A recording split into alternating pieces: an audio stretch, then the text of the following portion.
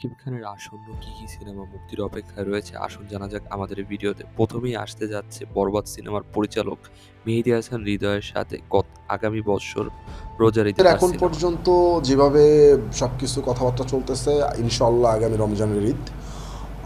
Shooting খুব সম্ভবত আমরা অক্টোবরের দিকে শুটিংয়ে যাব, যেটা আমরা বরবাদেও গেলাম। এই এছাড়া আগামী বছর কোরবানির ঈদে আসতে পারে তার সিনেমা তুফান 2। আমার মনে হয় যে নেক্সট ঈদে এরকম অনেকগুলো ঘটনা ঘটে যেতে পারে। এখনো সবকিছু ফাইনাল না, কিন্তু সবারই ইচ্ছা আছে।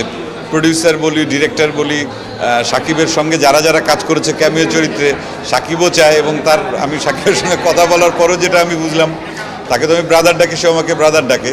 তা সে আমাকে একদিন বলছিল যে ব্রাদার নেক্সট ঈদে প্রস্তুত থাকেন, তুফান 2 কিন্তু আমরা করব। এছাড়াও সাকিব খানকে আগামী বছর আরবির চরিত্রে দেখা যেতে চলেছে, যেখানে তাকে আরবির মেজর চরিত্রে দেখা যাবে এবং এই সিনেমার পরিচালনার দায়িত্বে রয়েছে সাকিব সাদমান, যিনি একজন অন্যতম গুণী টিভিসির পরিচালক। সাকিব খানের মিখাইল চরিত্রটির কেমিও দেখা যেতে পারে আফরান নিশোর সুড়ঙ্গ 2 সিনেমার মধ্যে, যেখানে মিখাইল ভার্সেস ময়না মাসুদ এই চরিত্রটিকে দেখা যেতে পারে এবং এটি কনফার্ম করেছেন স্বয়ং রায়হান রাফি। সুড়ঙ্গ প্লাসে তাণ্ডব একসাথে আসবে ইনশাআল্লাহ। সুড়ঙ্গ